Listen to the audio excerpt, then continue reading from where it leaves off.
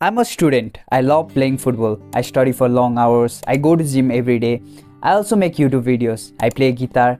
Plus, I maintain good social relationship. But this wasn't always the case. When I was in college, I realized that managing my time was something I was terrible at. I knew I had so much things that I wanted to do. Studies, extracurricular, hobbies, hanging out with friends, but never felt like I had time to do enough. But almost 2 years ago, everything changed when I started to apply these sudden changes. So in this video, I'll be talking about 5 ways or techniques that I used to get more work done in very less period of time. And if you stick till the end and apply these 5 changes, then I assure you, you'll be able to do more things in your life in very less time. Parkinson's law. This law states that work expands to fill the time. If you give 5 hours to complete a work, then it will exactly take 5 hours.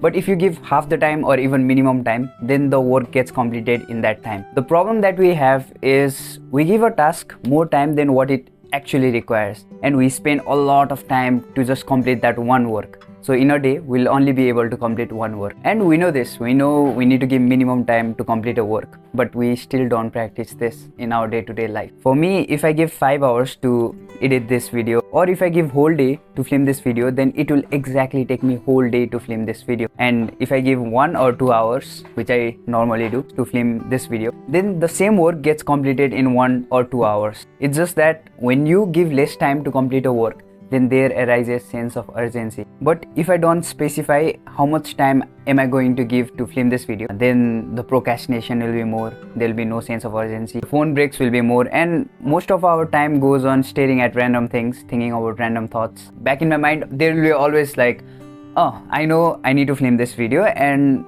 I have a lot of time to film this video. So mostly I start to do something which is not related to filming. So give minimum time to complete a work. If you give minimum time to complete a work, there arises sense of urgency, the focus will be more, and the quality of work also gets maintained. Break down goals. We set our daily goals, weekly goals, monthly goals, and even sometimes yearly goals.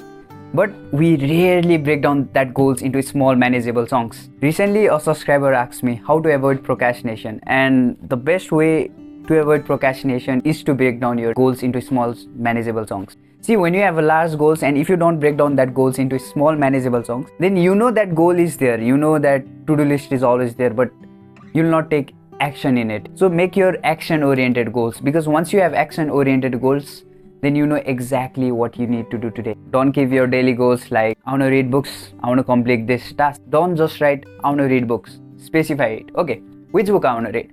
Chemistry. Okay, great. What am I gonna read in chemistry? Which chapter am I gonna read? Okay, non-metals. Now specify that goals even more. What you are gonna read in chemistry? I wanna read past questions or theories. Specify it. How much you wanna read? How much page you wanna read?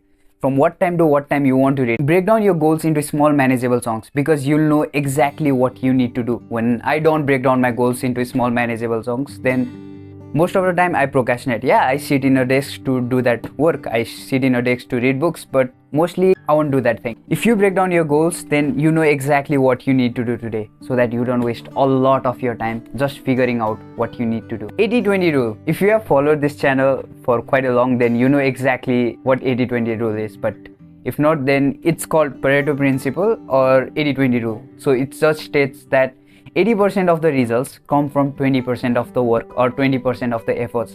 So 20% of your work will carry out 80% of the results. For me, filming this video is a daily highlight of my day. Daily highlight is basically like which one task will give you most of the outcomes. Filming this video is 20% of my work, which gives 80% of the results. So every day, after you write down your daily task, go through it and prioritize it. Prioritize your task into 3 sections.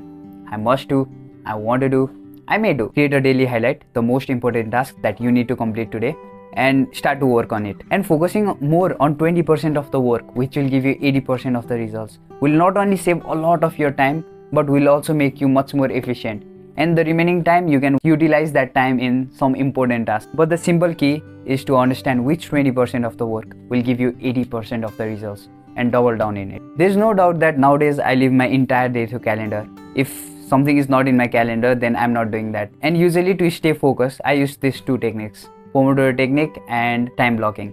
Time blocking is related to calendar, and Pomodoro technique is basically that you work for 25 minutes when your focus is at peak.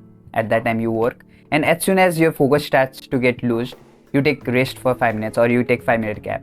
So it's basically like you work for 25 minutes, you take 5 minutes gap. You work for 25 minutes, you take 5 minutes gap. In this way, what happens is, as soon as your focus starts to decrease, you can just take 5 minutes gap to re-energize your energy. And the fun part is, if you focus for 25 minutes, then your focus will be at peak. And as soon as you take 5-minute rest, now you get to re-energize your energy. And again you work for 25 minutes. Again your focus will get at peak. Again you take gap, again you work. And after doing this for 4 to 5 times, you take a bit long gap, 20 to 25 minutes gap, and again you get back to the work.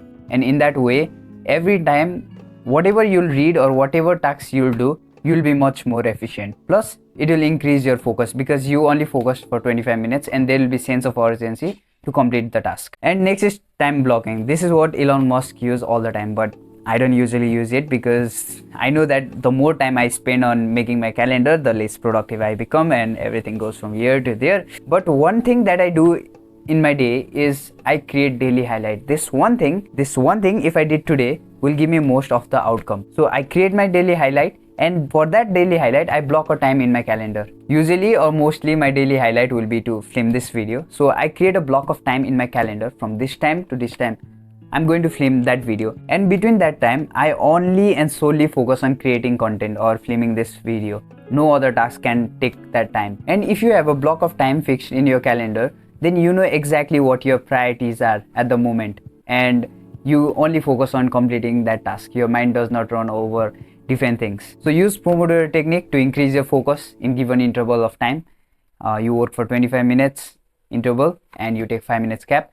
And when it comes down to time blocking, block a time in your calendar in which you are only solely fully doing that task. When we hear the word delegate or outsourcing, then there will be some stiffness inside our heart. Oh, the way I work is unique, you know, my style is unique, and how can I trust anyone to do that work? And I also add this, like, I don't have money constraint, I don't have money, and these all constraints come in our life.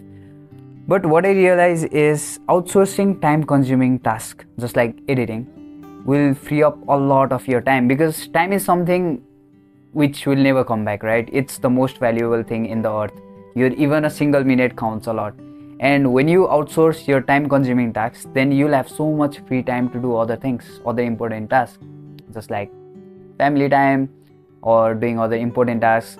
For me, what I realize nowadays is editing is something that takes a lot of my time. If I'm lucky enough, it takes 5 to 6 hours a day. But on average, it'll take 2 to 3 days. The earlier videos that I uploaded took me 3 days, roughly around 3 days to edit. And this time, if I outsource someone, then I'll have much time to do other important tasks. That 2 days I can utilize on filming much more videos, and that will make me much more productive. If you have just enough to outsource someone, then you should consider outsourcing, because the main point here is it frees up a lot of your time, right? I think in this way, what's the dollar value of your time? For me, let's say it's $10 per hour.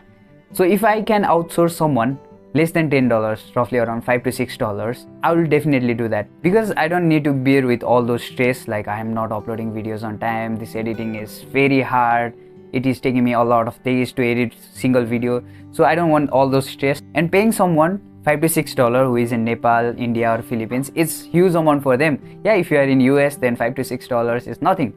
But for Indian or for someone who is in Philippines who is freelancing, for them it's a huge amount. And when you are outsourcing someone, you are not only paying them money, but you are also bringing the experience that they have. If you have watched this video till now, then thank you for watching this video. It will be great if you consider subscribing. It will help this channel a lot. Until next time, take care. See you. Bye bye.